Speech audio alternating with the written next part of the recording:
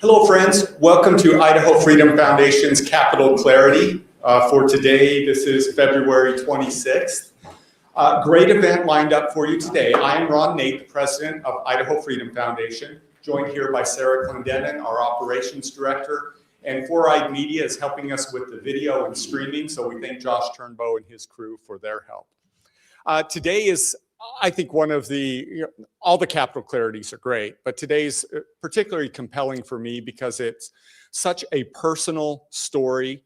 Unfortunately, it's not an isolated incident that happens in Idaho. The issue of medical kidnappings, a Department of Health and Welfare and Child and Protective Services gone too far. I'll tell you what brings this to me, or what brought it to me originally. Way back in 2022, on a Friday evening, somebody sent a video to me, a link to a Facebook video, showing a young couple getting pulled over at a gas station, multiple police cars and ambulance, and just a full show of force of police, law enforcement, child protective services, and emergency medical services all coming down on this one couple and their child at a gas station in Garden Valley. It's a gas station that I'd been to before, and so I recognized the environment. And I didn't recognize the couple at first, but it was law enforcement telling this young couple that because they missed a doctor's appointment earlier in the day, that baby was going to be taken from them, and put in the custody of the Department of Health and Welfare, Child Protective Services, transferred to St. Luke's, and there was nothing they could do about it. The offensiveness of that video was just too much to take. At one point, an officer said, just give us the child and then you can be on your merry way. And I could not believe that. And then I saw the officer take the baby from the mom.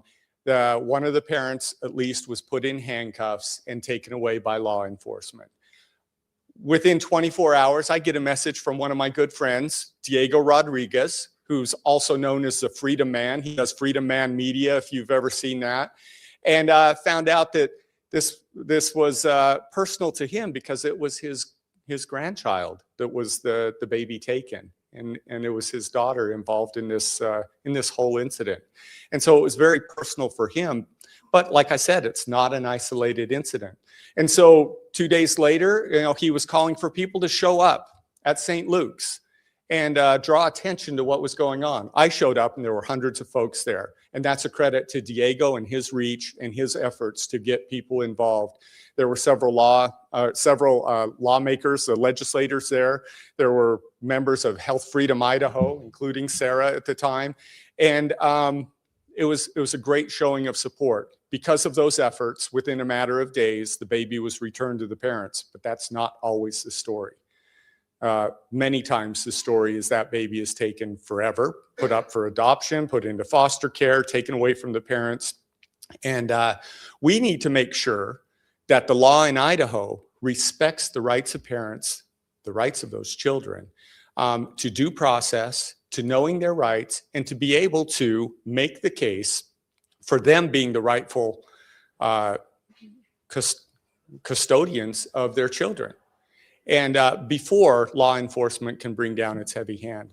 I remember when I was in the legislature at the time, we brought forward a bill that just simply said that if Child Protective Services shows up with law enforcement, they have to inform the parents of their rights before any interviews can happen, any searches can take place. You would not believe the opposition to that simple bill, just an informing of rights of families before their rights are completely violated.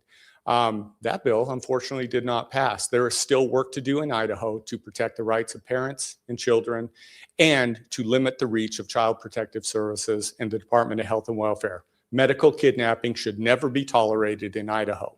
And that's the subject of today's topic. We're going to do this in two steps. First of all, there is a movie called Never in America. It was produced by Ryan Matta, and it features the Baby Cyrus case. Cyrus is the name of the baby I was just talking about.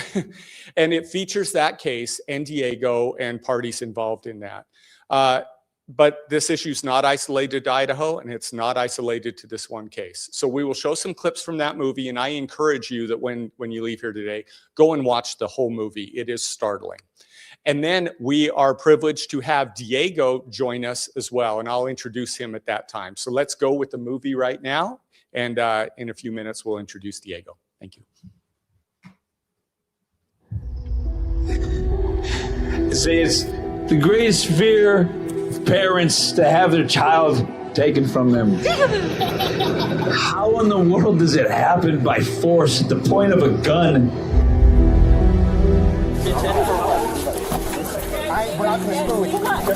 Hey, you can't leave me. The baby, okay? I can't. This one really made my stomach sink. I can't even believe this story. Cyrus, the 10-month-old baby who's been kidnapped, stripped from his loving parents by CPS. No, go in the car. Cyrus. In the car. It's all right. It's okay. Cyrus. It's okay. Cyrus. No, I don't want anybody to have to endure this. The Baby Cyrus case was the second most viral case in American history regarding CPS. The media is not really covering this because this is, in fact, medical kidnapping. They claim that Baby Cyrus was underweight. The kid has lost weight. Take the baby away. Get the baby out with CPS to the foster parents. They were willing to release Baby Cyrus to a foster family. I won't let him go. It offers financial incentives to the states that increase adoption numbers. There's billions of dollars to be had just from the federal government if you take the kids out. They are profiting off of it. There's nothing more evil, there's nothing more wicked than what I call child profiting systems. Once a child is legally kidnapped, the child is far more likely to suffer abuse. The most dangerous place to be for a child is in the government custody. He literally has missed out on his childhood because of this. In 10 months, I've never seen my grandson like this ever. They just didn't even properly care for him. It just looked like he was half dead. That's the care that these animals are saying. Protesters taking sides in a child welfare case. We need more people out here. We need more people to stand for this. I was extremely naive, and I thought there's no way that my son would be taken from me. These are loving parents. They followed every instruction they were told, and they're being treated like criminals. These parents, trapped in the system, become like refugees. They do not know what to do, and the loss of their children is devastating. No man lives in freedom if you live under the constant threat of your child being taken away from you by force. I'll do anything for Cyrus, for my son.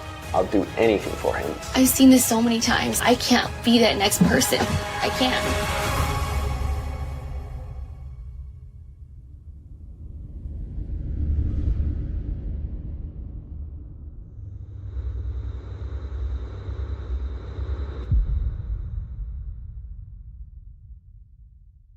Also authorizes additional funds that program needs because it is working.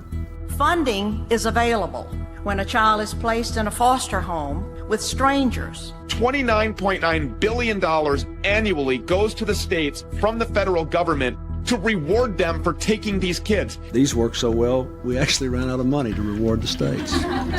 You gotta know it's bankrupting Social Security. So this law, ASFA, requires a recoding or a rewriting of the Social Security Act in order to create funding mechanisms out of Social Security to pay for CPS, foster care, and adoption nationwide. So you say it's taking money out of Social Security? Yeah, absolutely. So the Social Security that's not sustainable already as it is. Exactly right. Our government has been liquidating or looting that treasury. Billions of dollars. So that they can fund an apparatus that is literally kidnapping and trafficking American children. 100% correct. And are they selling these children as well? Are they profiting off from giving these children to a home? Yes. Jeez. But they call it adoption. So you can't steal my child and then adopt it. Yes, they can. Under Title 4D of the Social Security Act, the federal government is essentially paying state CPS agencies every time they accuse someone of abuse. Yes. And so, if you subsidize apples, you get more apples. You subsidize corn, you get more corn. They're subsidizing abuse allegations, even if they don't have to be proven true or false or anything. It's just all they have to do is make the accusation, and they get more money. So because that's how it's set up. With recent changes at the federal level, state government gets reimbursements based upon the rate of adoptions. It's an allegation we've seen many times in our 3-year-long investigation of Kentucky CPS, that instead of trying to bring families together, the cabinet forces adoptions to earn more federal bonus money. You get praise. The cabinet praises you for terminating rights and adopting the kids out immediately. She says the concerted effort to take children away and put them up for adoption was so brazen, she actually saw someone successfully place an order for children.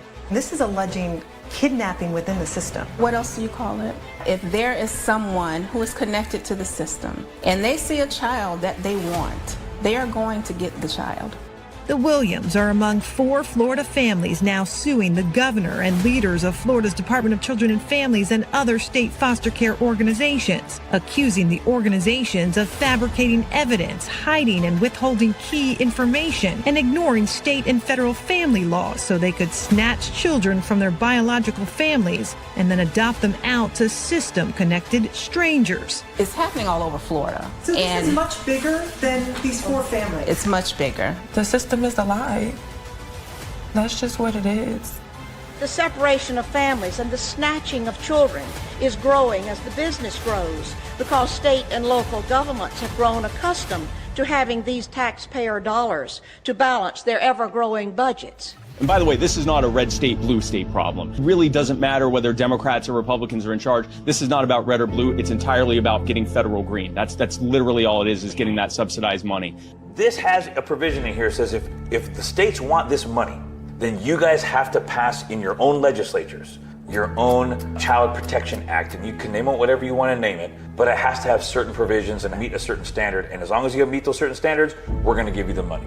Well, all 50 states have passed it. So the only way that the state, your agency, gets money from the federal government is if it removes that child from the home, correct? I don't know if that's the only way, but I know that's one way. Under Title 4E, what do you train your workers about how the state gets its money in relation to the work they do for your agency? What do you teach them? For the Title 4E funding, that's Yes. correct, but I don't know about the other grants and all of that stuff. Okay, the only thing we're talking about right now is the exhibit that's in front of you, Title 4E funding. In order to qualify for Title 4E funding, you train your workers that they must remove that child from the home. That's the first step, right? Yes. Then the second step you train your workers is that they must obtain from the court an order that says continuation in the home is contrary to the best interest of the child, correct? Correct. And you teach them this. If they don't follow those 2 steps, your agency does not get the money under Title 4E, correct? Correct. And that the failure to follow those 2 steps could cost the state millions of dollars, correct? Yes. Andrea Wood is the president of the activist group California Family Advocacy. The counties need the money. I have records of the Contra County saying that they're broke, they're in financial stress, they need money, and they need to take these children away. So they're actually trying to make false allegations against parents. They're trying to force children under what's called suborned perjury to lie against their parents. It's a criminal racket. It really is. But the big racket is putting children in foster cares, group homes, and adopting children out. This is not right. You guys are doing something illegal. The machine thrives because it's untouchable. Whistleblowers are fired, parents are silenced, and records are sealed. CPS hides behind its rescue stories, but the truth is brutal, and they're not saving kids. They are harvesting them. Every dollar Congress pumps into the system just tightens the chains, turning children into commodities and families into collateral damage. We're pulling back the curtain, exposing the beast for what it is, the world's largest, most insidious child trafficking network funded with your tax dollars. CPS, the agency you were programmed to trust, is a predator in disguise, and the United States government is the enabler. Today, we step into the heart of this betrayal with a story that will rewrite everything you thought you knew. This is the story of Baby Cyrus, a child torn from his family, a casualty of CPS's ruthless machine, and through the voices of 4 family members, we'll uncover the pain, the lies, and the truth that will leave you outraged.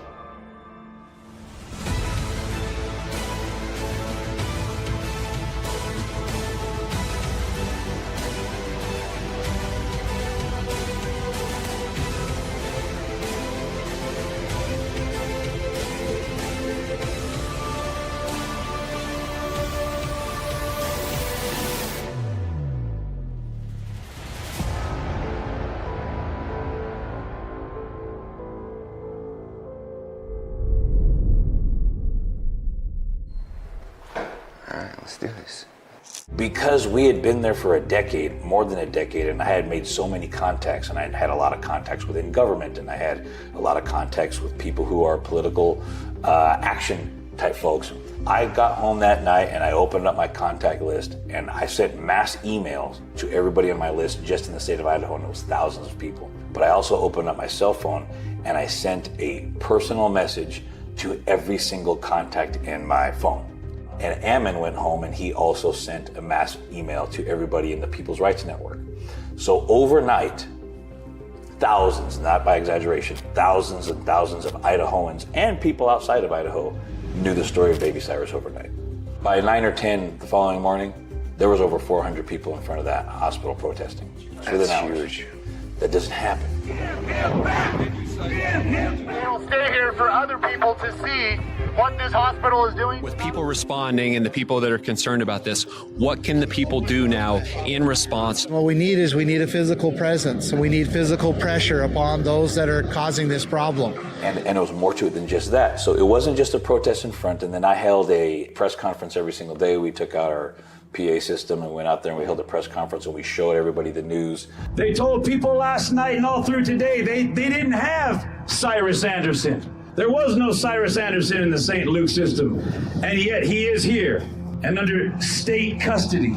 And, you know, the pictures of Baby Cyrus's face being burned because they left him in a pool of his vomit. We showed that to everybody. Cameras can see here he is with his father. This was me the next day with him. He looked like he's malnourished to you. Does he look to you like he's in danger? But last night, this is what he looks like. He's now appears malnourished. My daughter said in 2 days, he's a completely different person. He's unresponsive. That's the care that these animals are saying that he has to have by force at the point of a gun, mind you. So we did all of that, but at the same time, we asked people to make phone calls, we asked people to send in letters, and we asked people to send in emails. And people did it. So here's the difference. How many times people say that, but nobody does anything? Absolutely. But this time they did. For whatever reason, God inspired people, the story inspired them, whatever reason, thousands, this is not me saying this, St. Luke said this. St. Luke's, as part of the lawsuit, said that we shut down their phone system. That so many emails came in that they couldn't even do work because their emails are so flooded. If 2 people made those phone calls, nobody would care. But it was non-stop. We shut down their communications for days. So if you guys want us to go away, I'll make it very simple for you. Give Baby Cyrus back! Behind the scenes, we have political actors, people who are in the state legislature. You know, 6 people from the state legislature, to their credit, got up at our daily events and took the microphone and said that this is wrong. What I've seen in video is chilling to me. I can't imagine we're at the point where we have uniformed officers ready to take a baby out of a mother's arms when they know that mother has promised that they would not be separated from their baby.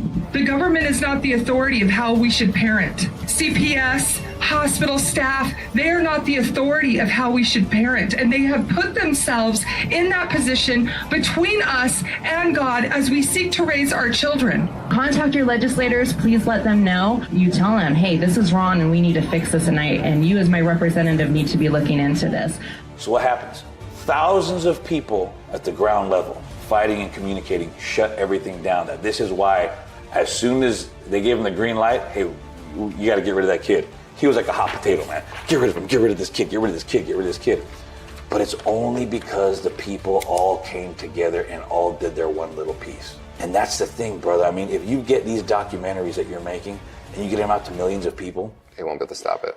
And just 10% of those people take a small action, they can't stop the railroad, bro. They can't stop the train. They can't.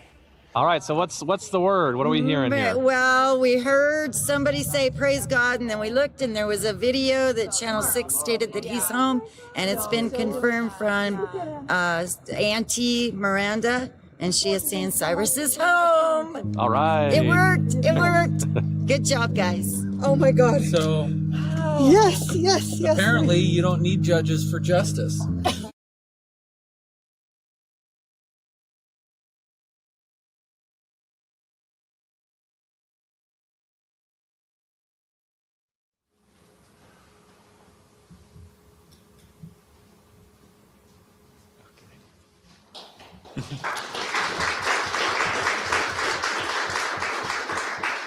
Thanks. Very, very good documentary. That's only 1/8 of it. You should see the whole thing and you'll be shocked at what you see. Idaho has work to do. Next week, we're going to feature Kathleen McCreary and Representative Lucas Kaler and tell you more of the story. But today, it's time to hear from Diego himself. And I don't know if Diego can hear me yet. Do you think he can? Okay. But Diego's central to this. He's central to the video. He's central to the story because it involves him personally. I've known him for years now. And as we turn the time over to Diego, once he can hear me, I want to give him just a little bit of instruction here. Sarah's awesome, by the way. Yeah. I can hear him. Oh, there we go. Good. He can hear me. All right. So Diego, I'm going to turn the time over to you. And I'd like you to answer just a couple of things for me in this. This story is an anomaly, like we said. Most of the time, the babies are not returned to their families. And I'd like you to talk for a few minutes about that experience, about what was necessary for this to have a happy ending, if you will.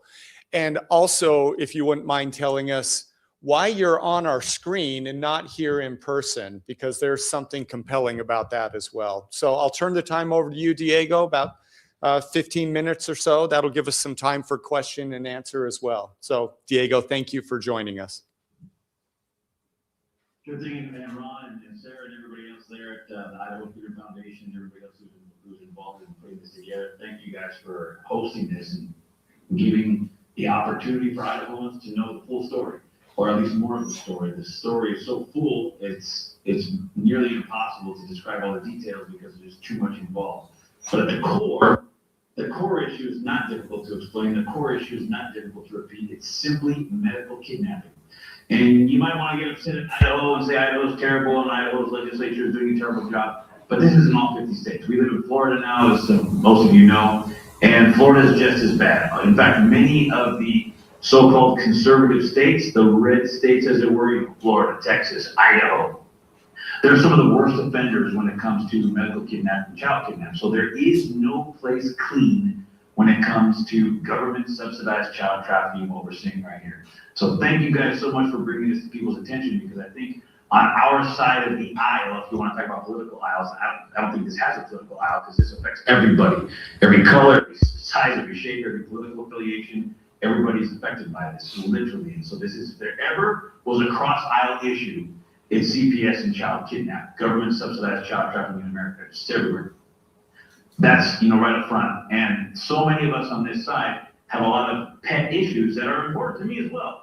The issue of abortion, being pro-life, smaller government, lower taxes, all of those things being government friendly, being small business friendly, all these things are things we tend to say, hey, this is super important. And somehow the most important issue of all, whether or not your children belong to you or not, whether or not you can have your own children, has just been swept under the rug. And I think that we need to make this such a big issue that it is just as important to our side and to America as the abortion issue.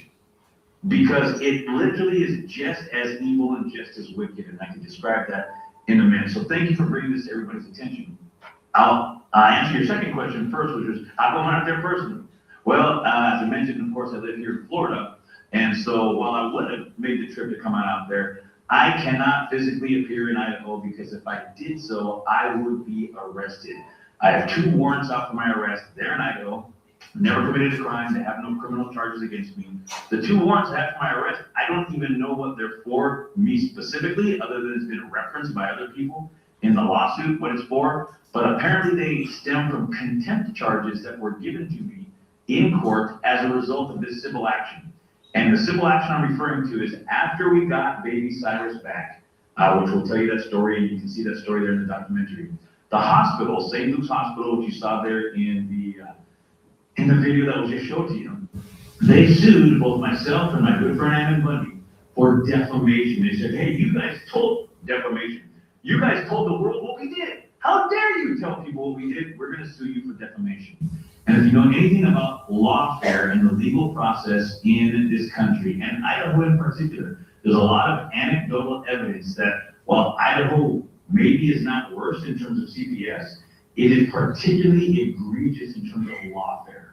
And the lawfare that takes place there in Idaho is remarkably egregious. And so whether or not you're proven innocent or not, the process of being sued and the process itself is so it's so horrific, and there's so much harassment involved that, as they call it, the process is the punishment. In other words, just having to go through the process is punishment enough.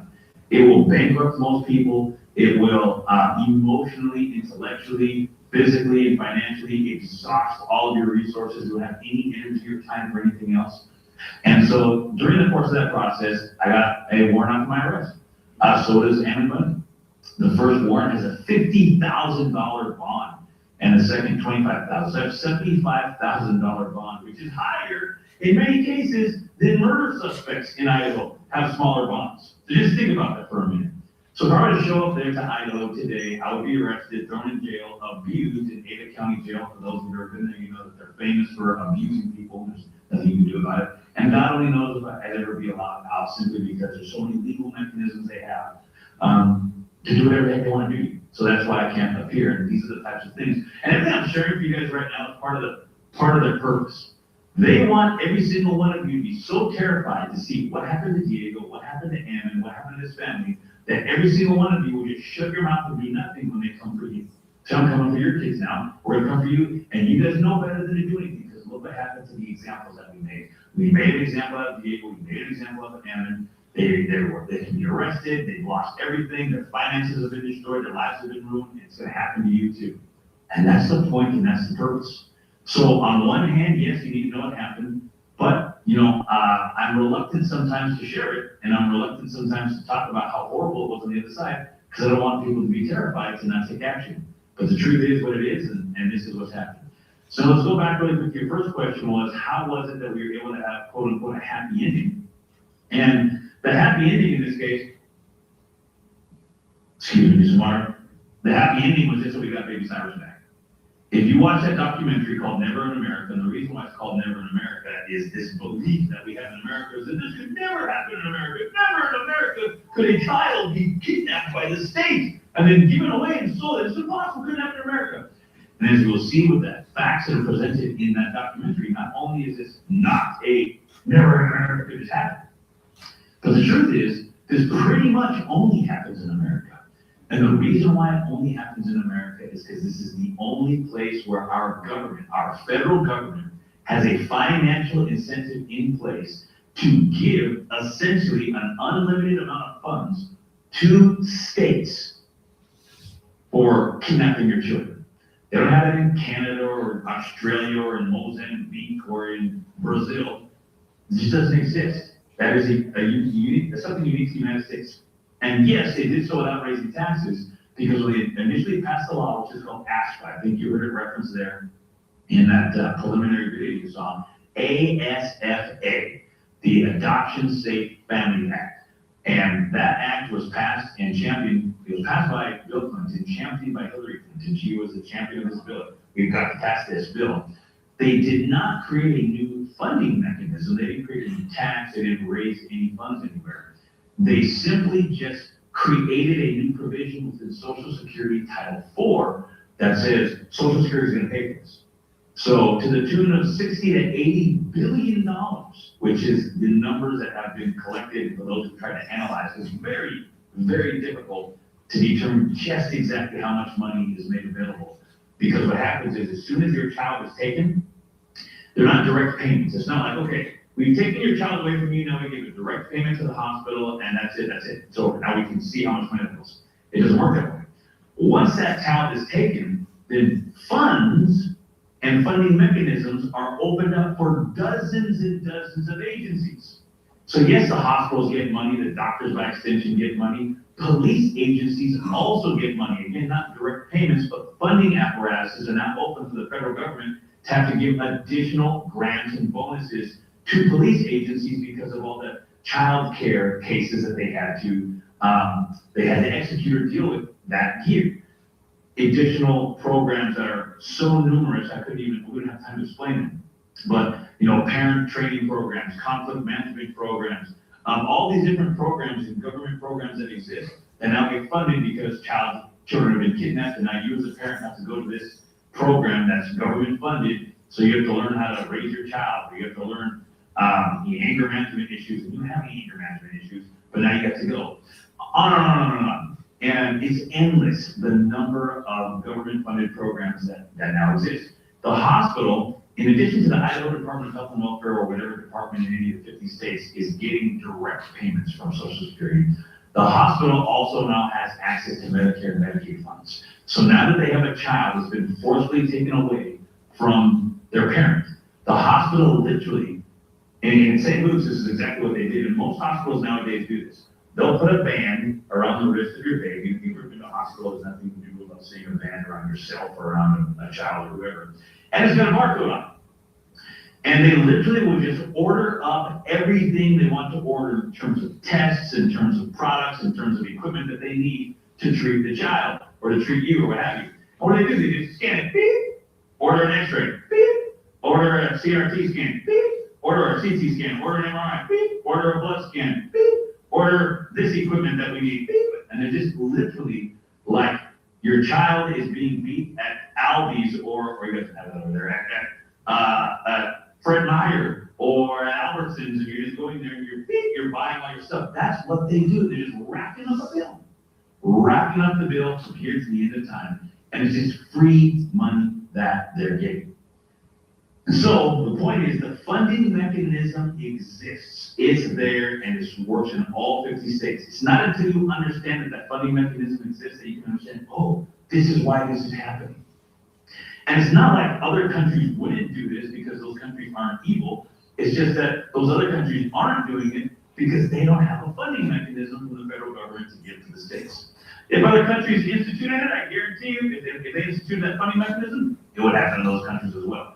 But it happens here in the United States because the funding mechanism already exists since 1997. It started then. What you're going to see over time, from 1997 moving forward, just like any evil starts small. And then it gets away with something, and it gets bigger, and it gets away with that, and it gets bigger, and it keeps getting worse and worse and worse and worse. You can see this in every single industry that exists. You get away with a little something, or even people who are, serial bank robbers. They start off stealing a Snickers bar at their local Albertsons, and they got away with it before you know they're serial bank robbers. It's the same thing here. You'll see after 1997, CPS got a little bit worse, and then it kept getting worse and worse. And it used to be, for all you guys who are there watching, it used to be that this was primarily something that affected not just inner city, but mostly minority single women. If you were Hispanic or black, brown or black, as we like to say, I'm not going to be politically correct around here, and however you guys want to identify these cultures and people groups. Then if you were a single woman, and for example, you're 16, 17, 18 years old, you're a single mother because you got pregnant out of wedlock when you were young, you don't really have a base of support. You're a very, very easy target. And that's who they've been targeting for literally decades. Fast forward all the way to COVID. And really the first, Trump presidency there from 2016 to 2020. And you will see, and definitely during Obama's, reign as well. At that time, you saw that the left took it upon themselves to use the institution of government to attack its political enemies. You saw this, for example, the IRS attacking right-wing conservative, groups who donated to Republican Party candidates and things of that nature. And that was not a conspiracy. They called it a conspiracy at the time. And then, of course, later it came out to be true, and the director of the IRS had to step down and make a public apology. But here's the most important thing to remember about that particular case. There were zero consequences at the IRS. Nobody got in trouble. Nothing happened. It was just a public apology and move on. And that was that. Sweep it under the rug and move on. And if you want to know how come nothing ever happens with CPS, it's because there's no consequences. The hospital faces no consequences. The judges face no consequences. The police face no consequences. The doctors face no consequences. Nothing happens. In fact, they're just getting paid more. More and more and more and more. And when somebody tries to stand up and say something about it, like us, we're the ones who face the consequences. We're the ones who get smacked down. So that happened all the way anecdotally. You saw this happen in the Obama era and then the Trump era as well. As you know, I don't have to tell you guys, there was a lot of undermining that was happening during that administration. You get all the way forward to COVID, and things just got really out of control because the left side of the aisle, the side that wants big government and government control and anti-state, started using the institution of government, and we only have proof of this anecdotally, but to go after political enemies. If you're, and it used to be the target, again, the target used to be single, minority, I hate to use that term, that's why I struggle to say it, the single minority mothers. And all of a sudden, it shifted. We saw a huge shift towards conservative people, and very specifically at the very top of the list were anti-vaxxers. That's the term they use, not me, that's the term they use. And I would be considered one, and probably many of you guys would be considered an anti-vaxxer. Those are the people who started being targeted. Oh, you don't agree with government's mandates? You don't agree with the government saying you need to load your children's body full of toxins against your will? Then we're taking your child away. So it started off as anti-vaxxers, and it became homeschooling families. Homeschooling families have been targeted for a long time, but it became worse during the COVID years. Anybody on the right wing, people who watch Ron Nate's podcast or whatever it happens to be, folks who are involved in right-wing groups like Health Freedom Idaho or the Idaho Freedom Foundation or any groups like that, or if you listen to Rush Limbaugh or you watch Fox News, those are all the type of people who are anecdotally being attacked. And so many of you guys are thinking, wait a minute, I'm not all of those.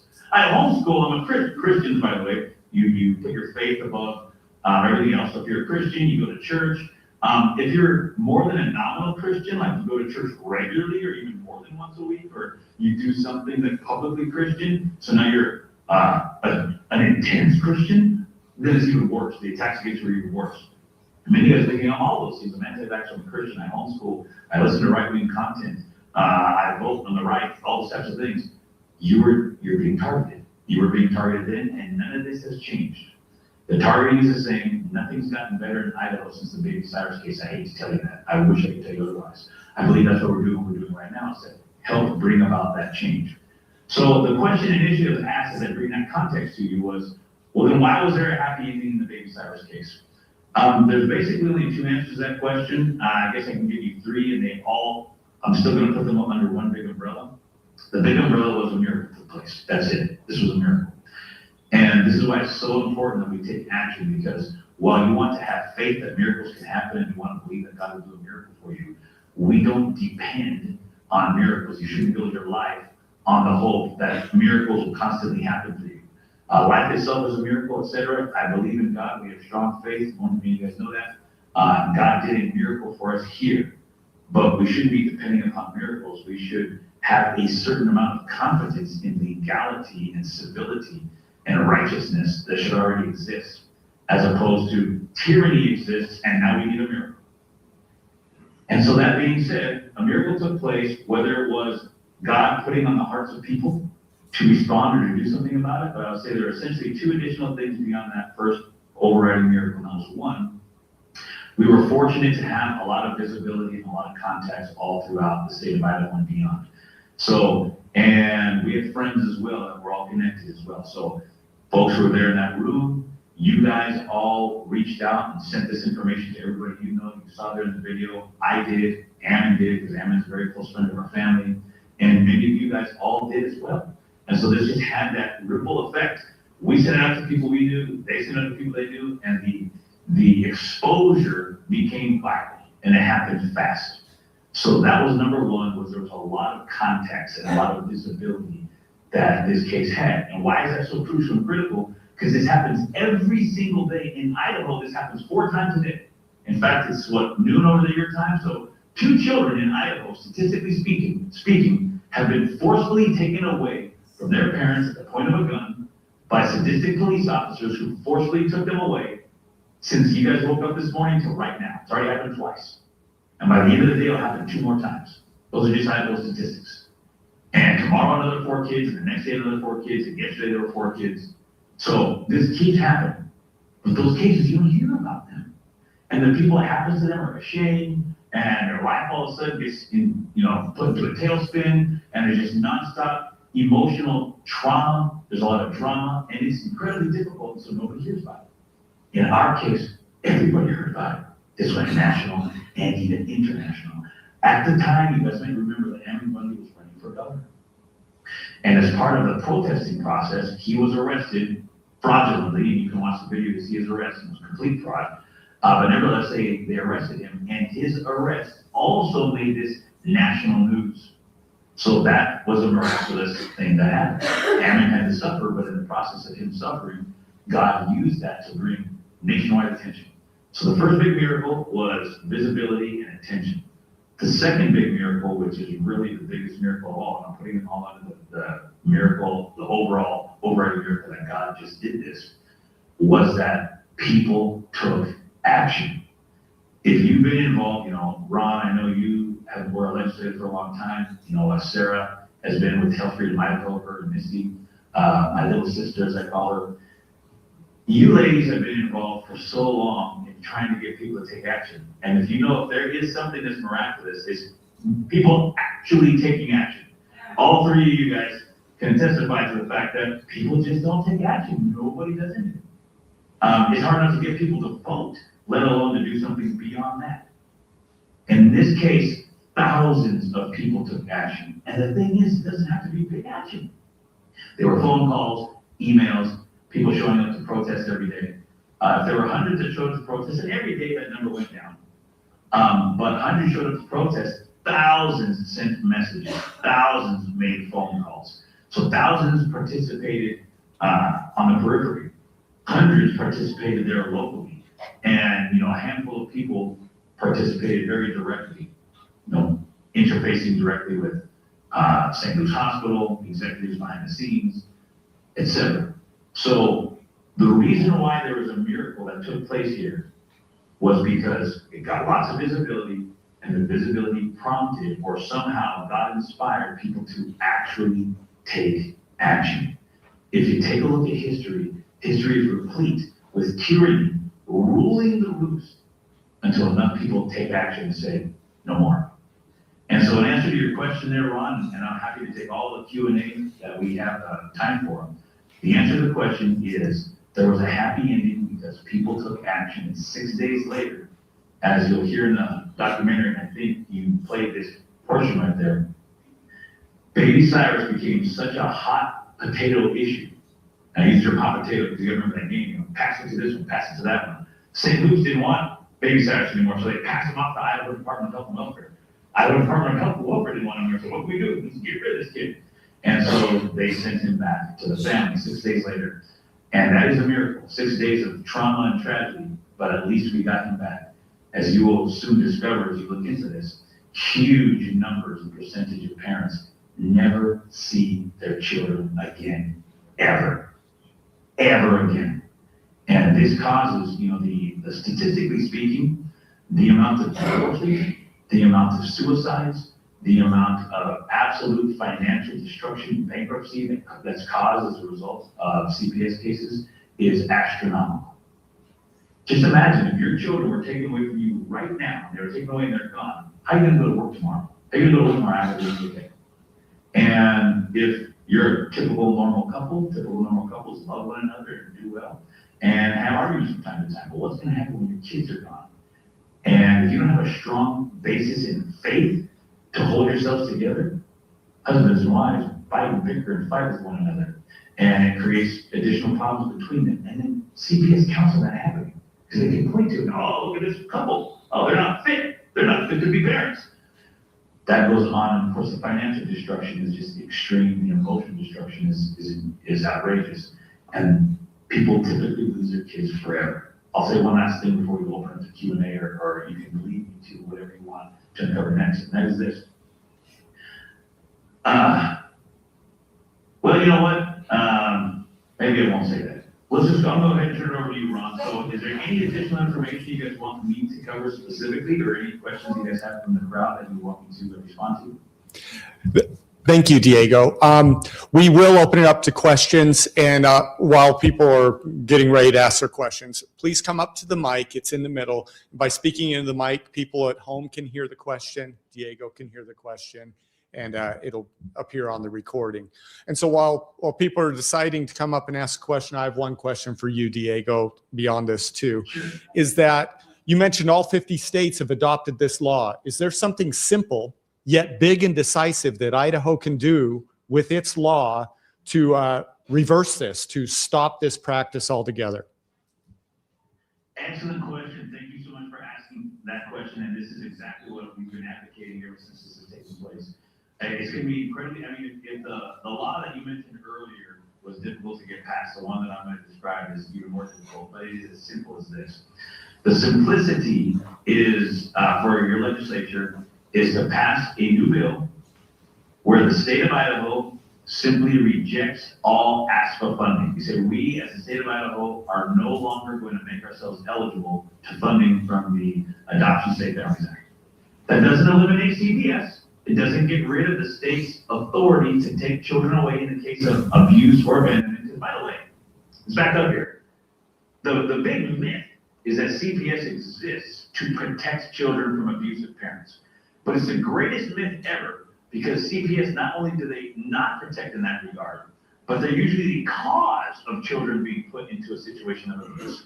It is a statistical fact that they admit that the #1 source of sex trafficking in America is foster care. In other words, the #1 place where human beings, usually young girls, but young boys as well, are put into the sex trafficking system or world, the dark underworld of the Jeffrey Epstein and his type of people, is through foster care. And literally hundreds of thousands, I believe one statistic has it into the millions of children, cumulatively across all 50 states, have simply been lost in CPS's care. Meaning, they take your child away from you by force, put them into foster care, and then they disappear. Nobody knows what happens to them, and the government never goes looking. And we have literally, just in Florida, over 100,000. That USA Today did a report, found over 100,000 children were missing. It's unbelievable. And so the answer is, just stop taking the funding. If you stop taking the funding, there's no money for it. So what's Idaho going to do? Idaho's going to say, we don't want to pay for this, and there's no money to. So the only time Idaho or any of the states who pass a law like this would then forcefully take a child away from his parents is if the abuse is legitimate. If the abuse is legitimate, I think every single one of us wants the state to step in and protect the child. But they're not protecting the child right now because they're incentivized to take the child for no reason at all, just because we get money. Okay. So what would happen is Idaho would say, well, we're going to have to carve it out of our budget. We're going to have to pay for it on our own. And we don't want to pay for it unless it's legitimate. Don't give them ideas. If Idaho were to do that, you would reduce medical kidnapping, I would say, by 99%. Overnight. Thank you, Diego. We have about 6 folks lined up to ask questions. We have a hard stop at 1 o'clock, which is about 11 minutes away. So I'd ask the questioners to keep your questions brief, and Diego about a minute and a half for each answer. So go ahead, Mike. Thank you. Hi, thanks for being here. My name is Dwight, and I can attest to your foster care stealing. I saw a podcast about that yesterday. It's totally real. My question is, how's Cyrus doing today? Okay, I'm not getting any audio. So you might have to repeat what he's saying, or someone might have to fix the audio. Should we have him come up here? Yeah, okay.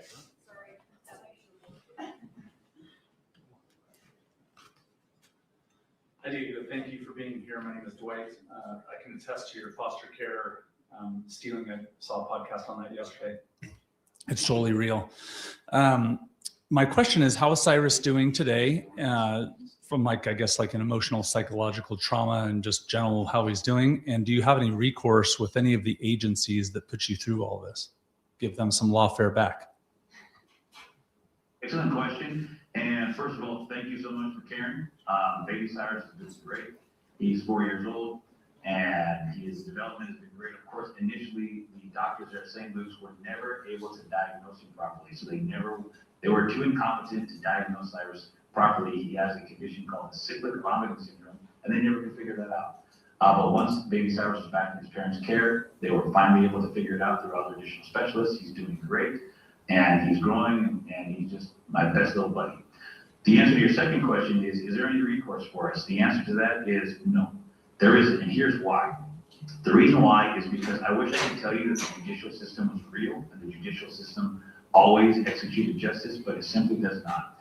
And as was told to me by one of America's premier lawyers, in fact, the only lawyer ever to win against Pfizer in court, he told me after looking at the docket that Judge Lynn Norton, who actually is married to someone who is an employee of the Bureau of Land Management, the Bureau of Land Management, of course, being the same BLM that wants the Ammon Bundy family dead, and this was exposed in court.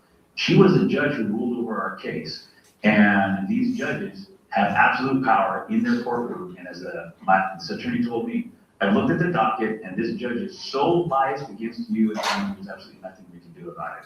So unless you have a true and honest judiciary, there's just virtually nothing you can do. In fact, trying to do something would harm us more, because we just spend so much time and so much money trying to fight in a system where you're asking people to review themselves.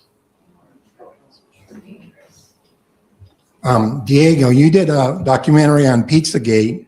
Did you ever get harassed for that? And now that the JE files have exonerated that Pizzagate was real, do you feel better?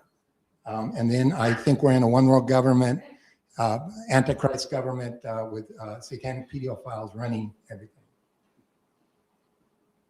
It's unfortunate there are satanic people everywhere. I'll just give you a little part of the reason why I am involved and active is, you know, if you look, the reason why I was making claims against the judiciary and complaining about them. But what would you expect if Christian people and honest people and believers and people with morals abandon their place in civil government? Who do we expect is going to fill the vacuum? By definition, if honest believers and honest moral Christian people do not fill the vacancies in government, and we don't have Christian judges and Christian politicians and Christian governors and believers and moral people who are in these seats of authority, then by definition, who's left are only wicked people. And so I know we often think that, you know, oh, look, Satan is doing all this work. Is it really Satan's doing so much work, or is it the fact that moral, honest people have abandoned our duty to our civic duty to be salt and light and to make government, you know, more like Christ? The answer to your question about did I face any blowback and things like that, the question there that, and what he's referring to is that back, and I don't have time to explain all this, you guys can go look it up, but in Pizzagate, if you know the whole story about Pizzagate, it was actually directly connected to Idaho because Laura Silsby, who was the smoking gun, you know, the woman who had kidnapped over 30 children in Haiti after the earthquake, and then was released from a Haiti prison because Bill and Hillary Clinton personally negotiated her release. Well, she came back home to Meridian, Idaho, where she lives, changed her name from Laura Silsby to Laura Gayler when she got married. She then worked for a company that provided the software for the Amber Alerts all over the country, which is supposed to stop kidnapping. And now she works for the Idaho Department of Health and Welfare as a foster care parent. So literally one of the most famous child kidnappers on planet Earth lives there in Idaho, and she is a foster care parent to this day, as far as we know.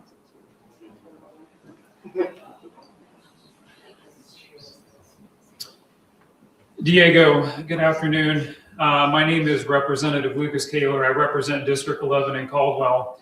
And I just want to say I'm very familiar with your case, and I'm a huge fan. Thank you for everything that you have done to bring this forward to date, to keep people informed and up to date about what's happening, not only with your grandson, but exposing what's happening around the state and around the country.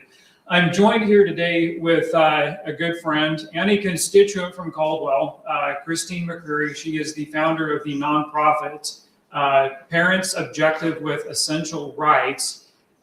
She advocates on behalf of parents and families who have been torn apart because of the child protective services in this state, and she works to advocate to provide reunification and transparency between the Department of Health and Welfare and the family.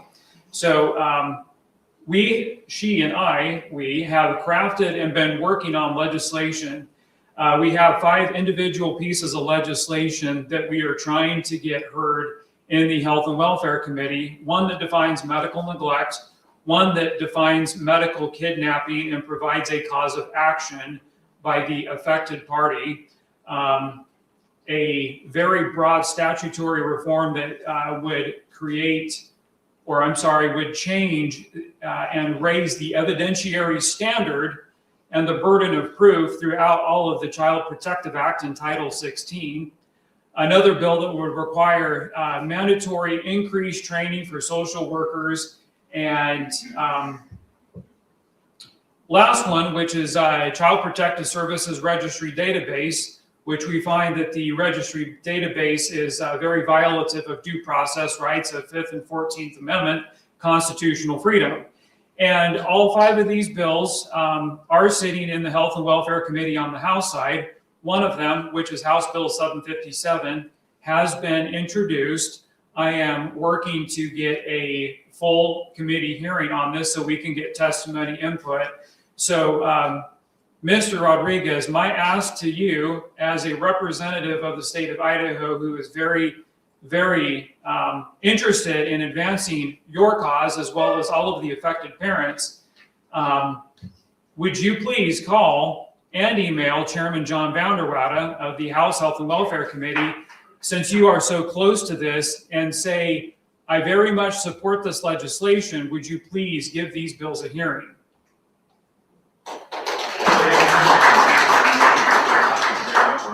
Or Ron afterwards, and they've got my contact information, and feel free to give them Sarah my telegram, and you can contact me there directly, and I'll work with you to do whatever I can to help. All right, thank you. Wonderful. We thank you very much, and I just want to say that he's not alone in this, that it happened to me in 2019 with my 15-year-old son when he had the flu. This is not just an isolated case, it's happening to very many people. So thank you for your time. Thank you. We have time for one more very short question. Very short. Diego, David here. Will you please tell the story about you not being allowed to testify in front of the Supreme Court and who made that ruling? Okay, so basically, you know, as you guys know, I live over here in Florida, so I can't get over there to the state of Idaho, and I was not allowed to come. I was not allowed, first of all, to zoom in remotely. Now, the Chief Justice, which is Chief Justice G. Richard Bevan of the Idaho Supreme Court, he wrote a memorandum very plainly stating that remote appearances via Zoom are acceptable as lawful appearances in the court of law. It's important to understand the context and why he did that. He did that very specifically because it was a CYA maneuver in order to protect him and all the Idaho courts for people who were not showing up in court during the COVID years. You guys might remember in COVID, during the court times, people were not coming into court because of all the nonsensical, fear about walking in with COVID, et cetera. So they were allowing everything to be remote appearances. Well, people were challenging that. So to cover their tracks, he writes a memorandum saying that remote appearances, not only were they acceptable, but he lauded them as being something wonderful because it increases, people's ability to participate in the process, et cetera, et cetera. So now I'm 2,500 plus miles away, and I request to show up by a remote appearance for my Supreme Court oral arguments hearing for the appeal for this lawsuit, and he denied it. And he denied it multiple times and would never give you a reason why. And so if you want to know how and why, it's because Chief Justice G. Richard Bevan also filed a judicial complaint against him, the Idaho Judicial Bureau, I forgot what it's called now, Idaho Judicial, whatever it is. But, and of course, who is the chair of that? Chief Justice G. Richard Bevan. So there is no way you go above that. You're literally going to the mafia, asking the mafia to review itself. So there's no hope. Thank you, Diego. I appreciate all your time and all your work on this issue and everything that's going on. I'd like to also thank Sarah for her technical help and Josh Turnbow. It's always stressful to get the technicals right, but it was beautiful today. Thank you for all of that. Thank you for coming. And we have to vacate the room as soon as possible. So if you want to stay and have conversations, please do it out in the hallway, and let's clear out the room as soon as possible. Thank you again. We'll see you next week.